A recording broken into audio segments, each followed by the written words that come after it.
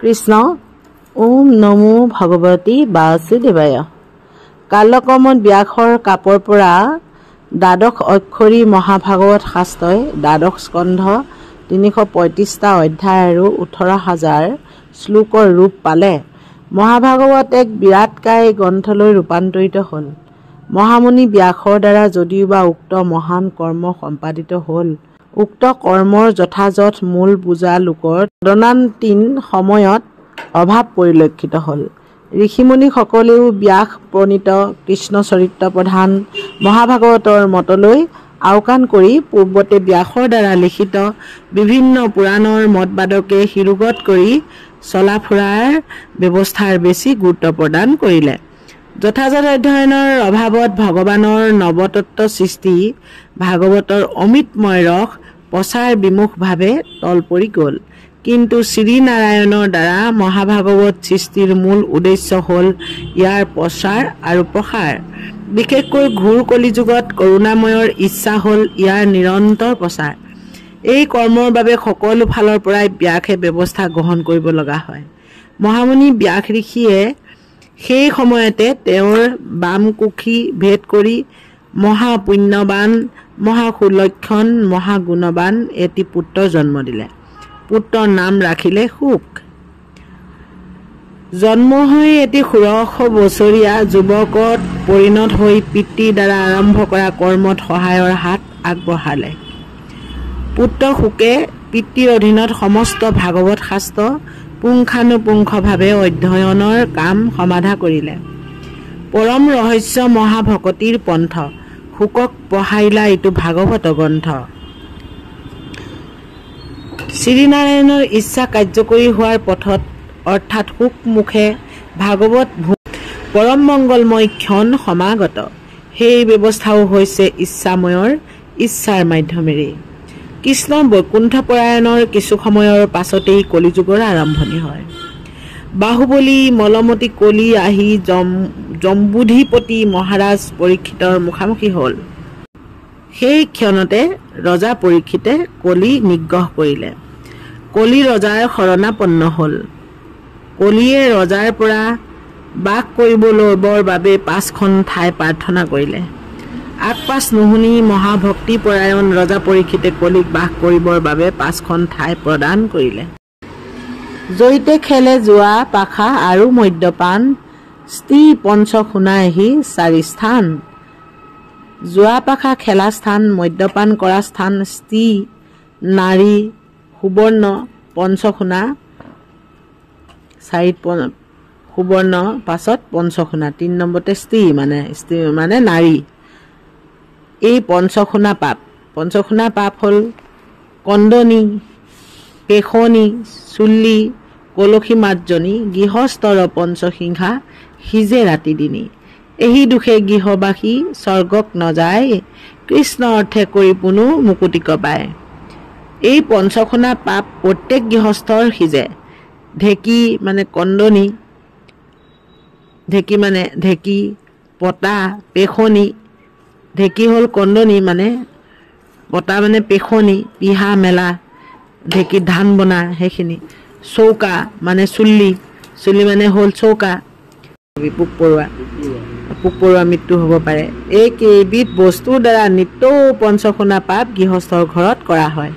সেইকাৰণে গৃহস্থীৰ বাবে কৃষ্ণ সেৱাৰ অতীৱ প্ৰয়োজন।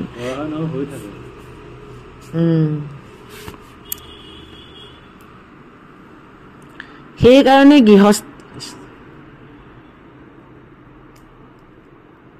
কৃষ্ণ সেৱা কৰিহে পঞ্চপাপৰ পৰা হাত সাৰিব পাৰি। আছে যত পঞ্চম পাতক মহাঘোৰ, নাখিবে পাৰে সবে এক নামে মূৰ। সিজে পাপ যিটো অধৰ্মৰ অবিশ্ৰাম, সবাকো পবিত্ৰ কৰে মূৰ এক নাম। ভক্তি প্ৰদীপত আছে এইখিনি কথা। মহাৰাজ পৰীক্ষিতে কলিক বাস কৰিবৰ বাবে যোৱা পাখা খেলা ঠাই, মদ্যপান কৰা ঠাই, সুবৰ্ণ আৰু স্ত্ৰী আদি প্ৰদান কৰি কলিক কৃতাৰ্থ কৰিলে। এই পঞ্চস্থান পাই কলিয়ে কলিযুগৰ লোকসকলৰ কাৰণে মহা বিপৰ্যয় নমাই আনিলে। উক্ত মহা বিপৰ্যয়ৰ পৰা হাত সাৰিবৰ বাবে হৰিনাম যে মহৌষধ, সেই কথা প্ৰতিপন্ন কৰি থৈ যোৱাৰ দায়িত্বও পৰীক্ষিতৰ কান্ধতেই কলিয়ে পাকে প্ৰকাৰে পেলাবলৈ বাধ্য হ'ল। সময় আহিল, কলিৰ অত্যাচাৰ আৰম্ভ হ'ল। কলিৰ দ্বাৰা অত্যাচাৰ আৰম্ভ কৰিবলৈ সুযোগটো প্ৰথম ৰজা পৰীক্ষিতেই উলিয়াই দিলে। অন্য দিনাৰ দৰে ৰজা পৰীক্ষিত ৰাজভঁৰাল পৰিদৰ্শন কৰিবলৈ আহিল। প্ৰহৰীক দুৱাৰ খোলাৰ নিৰ্দেশ দি ৰাজভঁৰালত প্ৰৱেশ কৰিলে। ৰাজভঁৰালৰ বিভিন্ন সা সৰঞ্জামত ৰজাই চকু ফুৰালে। হঠাৎ পৰীক্ষিতৰ চকু পৰিল সদায় দেখি থকা পৰিত্যক্ত বন্ধ বাকচটোত। কিবা এক অজানিত আশাত প্ৰহাৰীক বাকচটো খোলাৰ কথা নিৰ্দেশ দিলে। বাকচ খোলা হ'ল। এক অভাৱনীয় পোহৰ জিলমিলাই উঠিল। ওলাই পৰিল মহাৰাজ জৰাসন্ধৰ সেই সুন্দৰ সোণৰ মুকুটটো। জৰাসন্ধক বধ কৰি মধ্যম পাণ্ডৱ ভীমে সেই মুকুটটো ৰজা ধৰ্মৰাজক উপহাৰ দিছিল। ধৰ্মৰাজ যুধিষ্ঠিৰে মুকুটটো পৰিধান নকৰি উক্ত বাকচটোত ৰাখি গ'ল। সোণৰ মুকুটটোৱেই পৰীক্ষিতৰ বাবে কাল হ'ল। মুকুটটোৰ দৰ্শন পাই তাক পৰিধান কৰাৰ বাবে পৰীক্ষিতৰ হেঁপাহ জাগিল। উক্ত মুকুট পৰিধান কৰিয়েই কোনোদিন হৰিভক্তিপৰায়ণ ৰজা পৰীক্ষিত মৃগয়া কৰিবলৈ উদ্যত হ'ল। অৰ্থাৎ সোণ পৰিধানৰ দ্বাৰা সিদ্ধান্ত লোৱাৰ দায়িত্বত কলিৰ প্ৰভাৱে সোণৰ মুকুটৰ মাধ্যমেৰে পৰীক্ষিতৰ মস্তকত থাকি কলিৰ কাৰ্য আৰম্ভ হ'ল। ৰজা পৰীক্ষিতে কলিক থাকিবলৈ দিয়া 5টা স্থানৰ এটাৰ দ্বাৰাই মূল কামটো আৰম্ভ হ'ল। পৰীক্ষিত মৃগয়ালৈ যাত্ৰা কৰিলে। মৃগয়াৰ আনন্দ উপভোগ কৰি এটা সময়ত ৰজা পৰীক্ষিত ভাগৰুৱা আৰু তৃষ্ণাতুৰ হ'ল। তৃষ্ণাতুৰ ৰজাই তৃষ্ণা দূৰ কৰিবলৈ ওচৰতে থকা ঋষিৰ আশ্ৰমলৈ ঢাপলি মেলিলে। উক্ত আশ্ৰমৰ গৰাকী হ'ল মহামুনি শ্ৰমিক। নিজ আশ্ৰমত নিৰলে বহি মহামুনি শ্ৰমিক পৰম পুৰুষৰ ধ্যানত বিৰাজমান। সেই সময়ত মহাৰাজ পৰীক্ষিত তাত উপস্থিত হৈ মুনিৰ প্ৰতি লক্ষ্য কৰি ক'লে, হে মহামুনি, মই বৰ তৃষ্ণাতুৰ, মোক অলপ পানী দিয়া। ক্ষুধাতুৰ হুয়া ৰাজা বুলিল বচন, শুকাই উঠ কণ্ঠ মুক কৰা জল দান। তৃষ্ণাই পীড়িত নিপ খুজি নাপাই পানী, কৰিলন্ত কূপ শ্ৰমিকক মহামুনি। জানো মোক বোলে কোন ক্ষতিয় ধম, কৃষক পখিলি আহি মুহুৰ আশ্ৰম। তাতে সেই অৱস্থা মোক কৰ এতমান, আখি মুদি বহি ধৰি আছে মিছা ধ্যান। এই বুলি মৰা সাপ আনি ধনু আগে, শ্ৰমিকৰ ডিঙিত আৰিলা মহাভাগে। কৃষ্ণ। ধ্যানমগ্ন মুনিয়ে ৰজাৰ কথালৈ কৰ্ণপাত নকৰিলে। দ্বিতীয়বাৰ ৰজাই মুনিৰ ওচৰত একেই অনুৰোধ ৰাখিলে, কিন্তু ৰজাৰ অনুৰোধ সেইবোৰ অথলে গ'ল। ৰজা পিয়াসত আতুৰ হৈ পুনঃবাৰ মুনিক, হে মুনি, মোক অলপ পানী দিয়া। কিন্তু উত্তৰো নাই, পানীও নাই। ৰজা খং আৰু তৃষ্ণাত জৰ্জৰিত হ'ল। হিতাহিত জ্ঞান ৰজাই হেৰুৱাই পেলালে। শ্ৰমিক মুনিয়ে মৃত মানুহৰ দৰে ব্যৱহাৰ কৰাত ৰজা অতি ক্ৰোধান্বিত হ'ল আৰু মুনিক তীব্ৰ বাক্যবান প্ৰয়োগ কৰিলে। তথাপি সাৰ সুৰ নাই। শেষত ৰজা খঙত অস্থিৰ হৈ ওচৰতে থকা এডাল মৰা সাপ ধনুৰ আগেৰে আনি শ্ৰমিক মুনিৰ ডিঙিত আৰি ৰজা তীব্ৰ বেগে সেই স্থানৰ পৰা প্ৰস্থান কৰিলে। সোণৰ মুকুট পৰিধানৰ দ্বাৰাই কলিৰ আশীৰ্বাদত মহাভক্তিপৰায়ণ ৰজা পৰীক্ষিতে মহাভুলটোকে কৰি পেলালে। কলিৰ পৰীক্ষা কাৰ্য প্ৰথমবাৰলৈ সফল হ'ল। পৰীক্ষিতৰ ঘৃণনীয় কাৰ্য সমৰ্থনযোগ্য নহয়। শ্ৰমিক মুনিৰ ডিঙিত মৰা সাপ আৰি দিয়া ভয়ানক খবৰটো ঋষি পুত্ৰসকলৰ লগত খেলি থকা শ্ৰমিকৰ পুত্ৰ শৃংগীৰ কৰ্ণপাত হ'ল। উক্ত স্থানৰ পৰা দৌৰি আহি মৰমৰ পিতৃৰ নিজ আশ্ৰমৰ সেই অৱস্থা দেখি শৃংগী দুখে সুখে ম্ৰিয়মান হ'ল। লগে লগে ৰজা পৰীক্ষিতক উদ্দেশ্য কৰি ব্ৰহ্ম বাক্যবান প্ৰয়োগ কৰিলে। দেখা তপু বলে আজি আকৌ কৰো দণ্ড, এহি বুলি ঋষিৰ উঠিলা সুত ছন্দ। সপ্তম দিনতে তোক তক্ষকে দংশোক, বিষ বহনি লাগিয়া শৰীৰ ভস্ম শোক। অৰ্থাৎ আজিৰ পৰা ৭০ দিনৰ ভিতৰত কুলাংগাৰ ৰাজা তোক তক্ষকে দংশন কৰক। মহাৰাজ পৰীক্ষিত সাপগ্ৰস্ত হ'ল। ব্ৰহ্ম সাপৰ কবলত পৰা ৰজা পৰীক্ষিতৰ মাত্ৰ ৭ দিন আয়ুসে বাকী। সেই সময়ত ৰজা তৰুণ আছিল।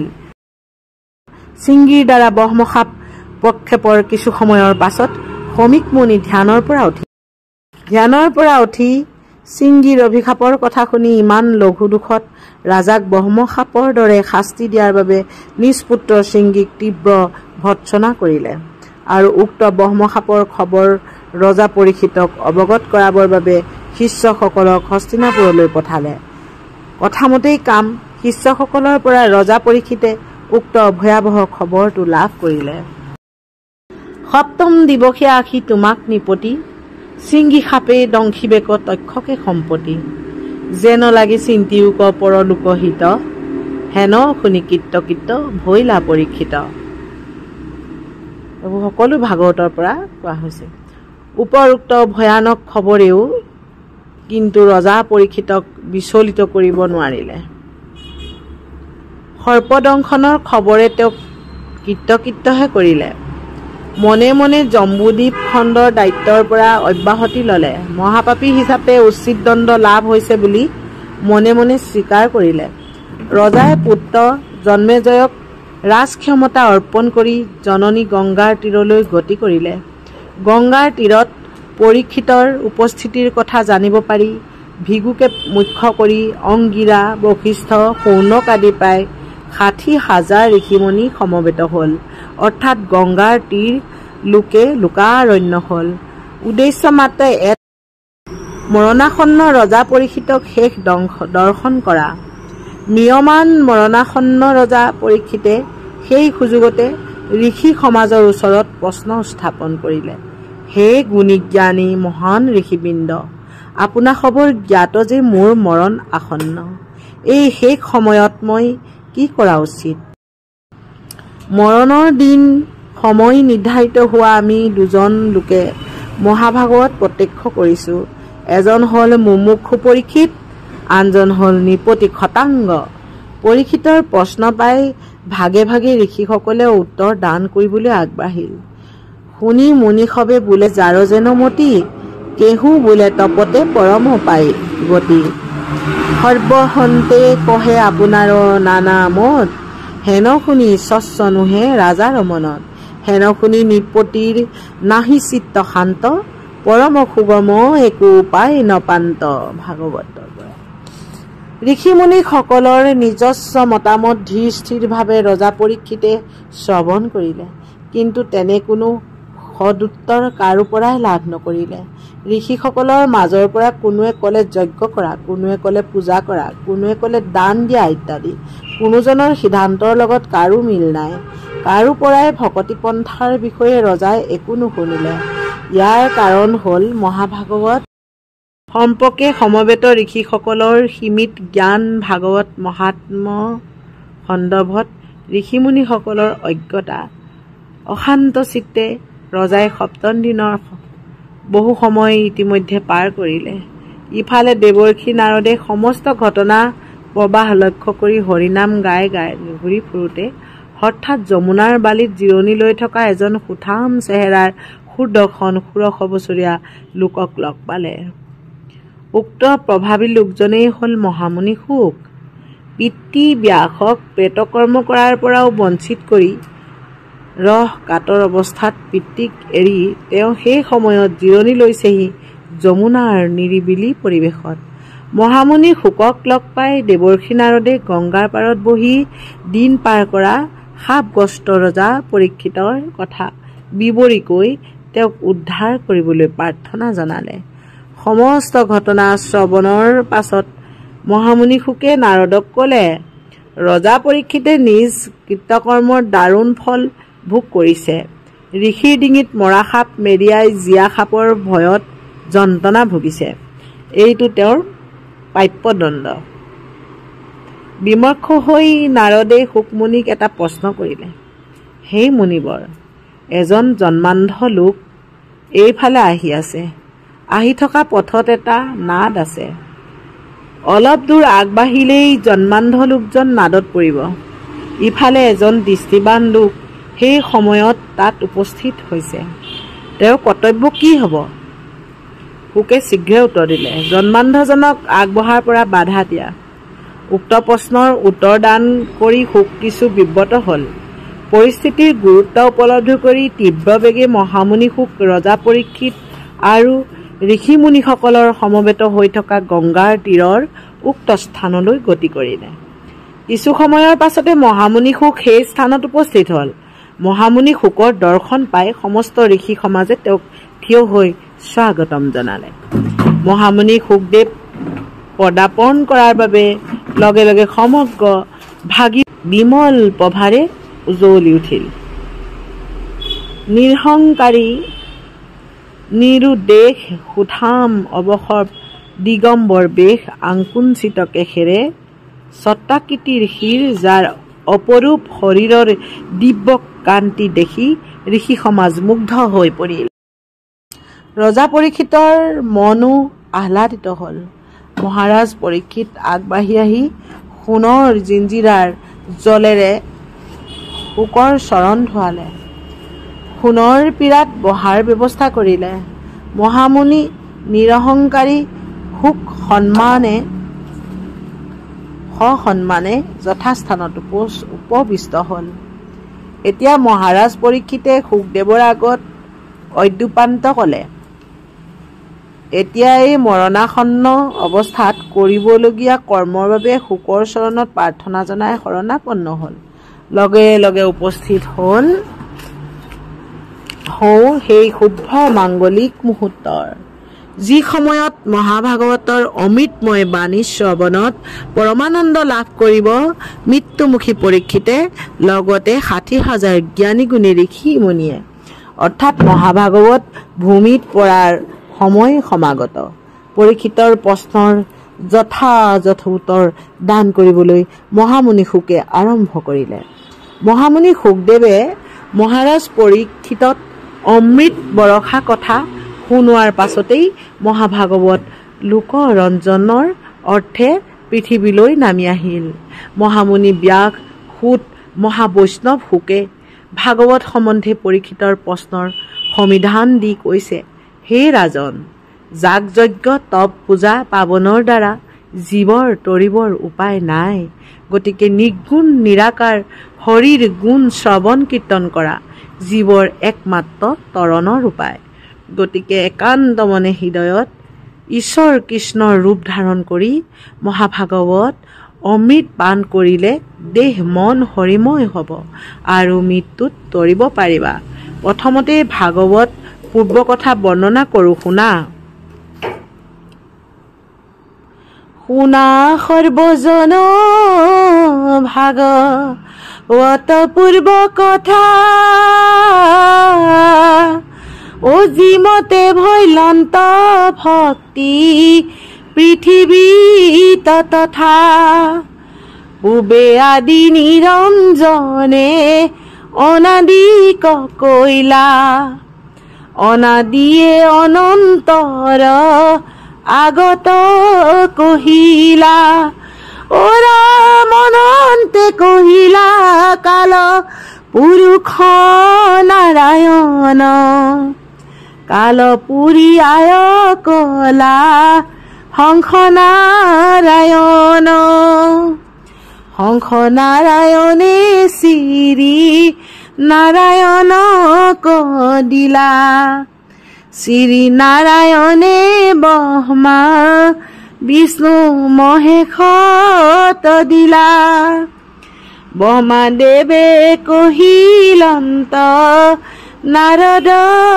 আগত, নাৰদে ব্যাসক ব্যাসে শুকক কৈলন্ত।